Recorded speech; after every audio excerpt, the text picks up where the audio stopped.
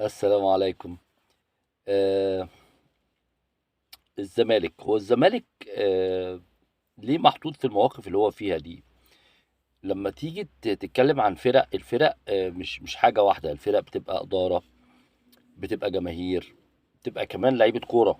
يعني بتبقى لعيبة انت تعاقدت معاها عشان توصل لشكل انت راضي عنه كفريق.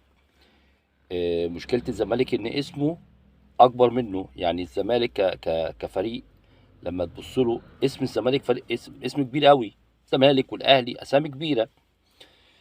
فلما تيجي تعمل الفريق ده، مش بس بتحتاج لعيبه ليها شكل معين، لعيبه الكواليتي بتاعها كواليتي معين، لا كمان انت ممكن تلاقي لعيب كواليتي بتاعه عالي جدا وحلو قوي وعالمي وينفع وكل حاجه. بس للاسف الشديد بتبقى المينتاليتي بتاعه، الشخصيه بتاعته، مخه عقله دماغه مش ماشيه صح. انا احكي لك قصه ظريفه كده. من فتره طلع علينا المستشار مرتضى منصور، وقال لك انا عندي 2 لعيبه في الزمالك بيحششوا كده بالظبط بالنص. تخيل انت لما رئيس نادي يطلع يتكلم على لعيب عنده بالطريقه دي، الدنيا اتقلبت.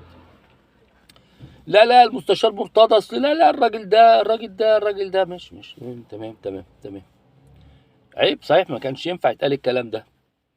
فيتذكر اسم احمد فتوح، واحمد فتوح والتجديد والعقود، واحمد فتوح مش عايز يجدد، احمد فتوح احمد فتوح، لغايه ما تطلع حاجه جديده. ما انت فاهم الدنيا ماشيه ازاي يعني، لغايه ما يطلع ماتش عند الزمالك. والله ما فاكر كان ايه. المهم ماتش والزمالك في معسكر، 3 لعيبه يسيبوا المعسكر ويروحوا يسهروا بره. مين ال3 لعيبه؟ احمد فتوح فيهم، والزناري ومحمد صبحي. هم شبه بعض ال3 يعني. يعني انا بقول الزناري ده اصلا دخل الكرة غلط، فسبحان الله لما دخل الكرة غلط جه الزمالك. يعني بس حاجه كده على الماشي يعني. فالزمالك زهق من الاشكال دي، فقال لك بقول لك ايه، ال3 دول للبيع يلا. مفيش فرقه عايزه تشتري. يعني حتى شبين القناطر ما جاتش تحاول تشتري حد منهم. ليه؟ دماغ مفيش. طيب نتصالح ونقعد ونجيب ناس ونعمل قعده عربي وقعده بلدي وقعده فرنجي، ونجيب ال3 ونقعدهم ويلا يا اخوانا نتصالح نتصالح يا اخوانا يلا. مفاوضات وافكار وبتاع. احمد فتوح قرر يتعاقد مع الزمالك. ماشي يا عم، اهلا وسهلا، اهلا بيك يا كابتن والله. الزمالك بيتك. يتعاقد احمد فتوح مع الزمالك وياخد فلوس حلوه للراجل. يعني هو راجل شيك، بيحب يلبس كويس وياكل كويس ويشرب كويس ويستبح كويس.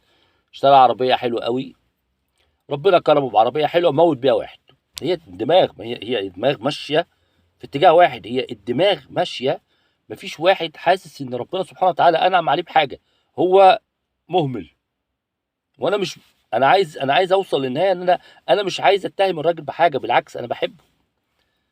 فموت واحد وقعدنا في الموضوع ده حوالي سنه، وسجن ونيابه وفضيحه في الجرائد. ماشي يا عم ماشي. وكان على فكره معاه في العربيه محمد صبحي، للمعلومه يعني. ربنا كرمنا الحمد لله وخرجنا من الموضوع ده، ورجع احمد فتوح الى قواعده سليما. انا شايف ان كابتن احمد فتوح بيلعب تقريبا يعني. انا مش احصائي يعني، يا ريت حد يساعدنا فيها. تقريبا بيلعب كل 6 7 ماتشات ماتش 20 دقيقة بتاع. هو ليه كده يا كابتن؟ هو انت يعني، هو انت ليه؟ يعني هي حياة لعيب الكورة كلها بتبقى بالكتير 10 سنين، اللي هي فيها يعني ايه يعني يلم الدنيا يعني. ده ليه كده؟ ليه يعني؟ ما انت كان معاك في المصايب عبد الله جمعة. هو فين عبد الله جمعة؟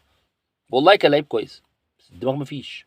الزناري ده دخل، ما انا قلت لك دخل الكوره غلط. ربنا كرمه بعقد في الزمالك ب 5 6 مليون جنيه. يعني هو هيبقى ايه يعني لو بره الزمالك؟ هيبقى ايه؟ محمد صبحي انا شايف انه بدأ يتعدل الدنيا يعني. واتهامات لمحمد صبحي مراهنات يعني. في مجموعه كده من اللعيبه مشاكلها كتير قوي. يعني تحس كده يا اخوانا. انا هقول لكم حاجه واحده بس، اقول احمد فتوح اتفرج على السيره الذاتيه لعبد الله السعيد. بس مش هفتح خلاص يا سلام عليكم.